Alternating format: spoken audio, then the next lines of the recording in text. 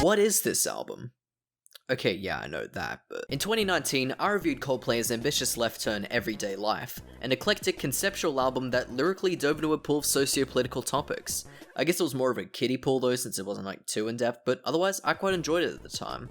I don't know if it's still a 7 to me, but it certainly got a bunch of interesting ideas, and I respected the band were venturing outside their modern pop lane. Their new album, Music of the Spheres, however, this thing just confuses me.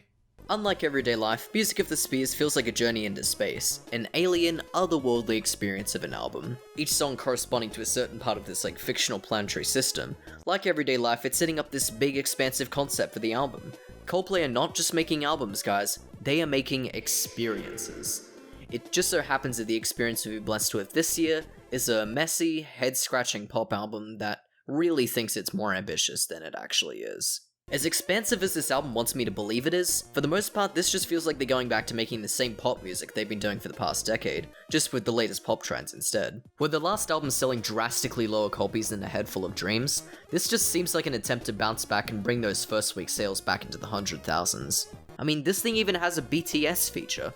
That's right, a Coldplay song featuring the world famous K-pop band Built to Spill. Isn't that crazy, guys? It just seems like Coldplay, even despite those times when they can craft some genuinely great music, just choose to play it safe here.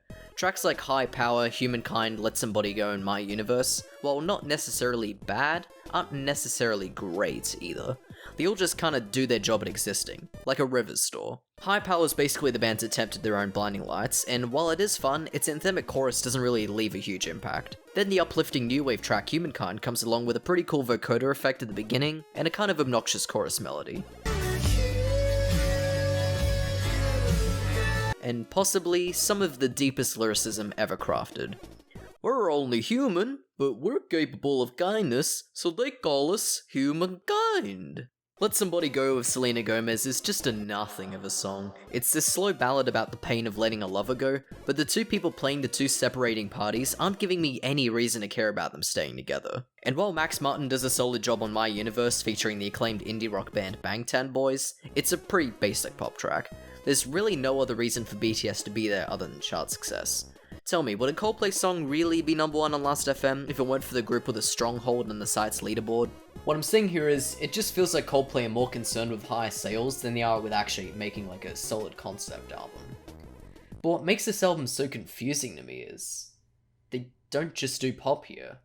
I would still categorize this album as a whole as pop, but on top of those pop tracks from before, you've got a hard rock track, an a cappella ambient pop track, just an ambient track, a trance track, and a 10-minute space rock track. This album obviously wants to be more than just an average Joe pop album, and I will admit it doesn't sound like a pop album I've heard before, but that's mostly just because this thing's a total mess. Like yeah, Alien Choir or Sparkle Emoji is a pretty gorgeous ambient interlude, shout out to my boy John Hopkins by the way, and Infinity Sign Emoji is a really well produced trance track, also shout out to my boy John Hopkins, but even in these moments of beauty they really feel at odds with what the rest of the album really is. It's like the 1975's Notes on a Conditional Form, an album that continuously jumped from sound to sound with no real cohesion, except only 40 minutes long, and I feel like that's kinda worse? It really makes me wonder, what are you trying to make here, Coldplay? A genuine adventure into space, or just another pop album? Alright, well, let's see what else we have here, just in case there's anything else to grasp onto. Well, Human Heart, or Heart Emoji. Who on earth chose to make these titles emojis? I was expecting more from this considering Jacob Collier's on here. I haven't heard his stuff, but I've heard he's a pretty eclectic guy that throws a lot of complex ideas into his music. But the whole track's just a cappella vocals with a whole load of reverb.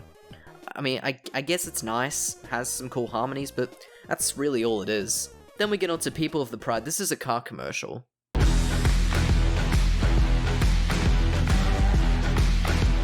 The new Toyota Hilux 45. Oh, what a feeling. Toyota. Yeah, I'm sorry, but if it sounds like a car commercial, it's an automatic skip. It's probably just a personal thing, but I cannot stand this track.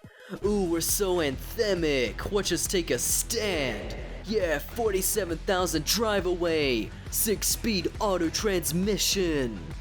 Luckily though, it's the only track here I can easily say I dislike, so that's cool I guess. Biutyful is just a confusing track. Why are Alvin and the Chipmunks on a Coldplay song? Damn, this band really do be selling out though. But like, why are the vocals pitched up like that? It's not an awful track, but it's just a bit jarring. Does this band even know what it wants its album to be? Oh hey, an interlude. This album might be a mess, but I guess I should go over some of the more positive things while I'm at it. For one, the production is pretty good. It's very detailed, it's very sleek, it's very well mixed, and it makes the majority of these tracks a lot more appealing to me. I can't really say it saves it for me though, because I mean, the songs still are what they are. But, you know, it's one of the more redeemable qualities. And I guess if we're talking about positive things, then we've got to talk about the last track.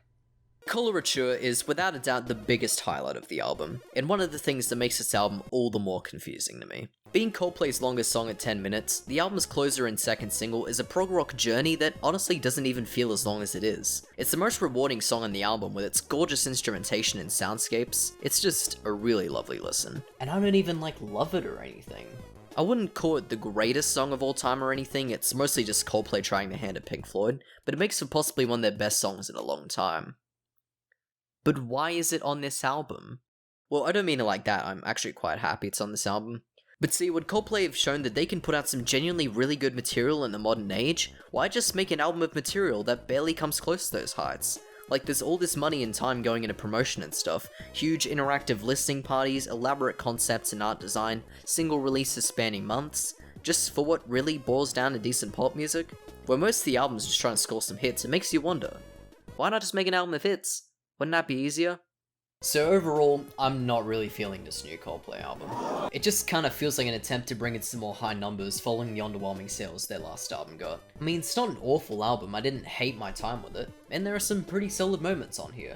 But it just feels like an album that doesn't know what it wants to do with itself, while thinking that it knows what it is. Now that probably sounded really confusing, but at the same time this album kinda did too, so... I think I'm going to 4 out of 10 here. Not really rocking with it. Not really popping with it either. Yeah.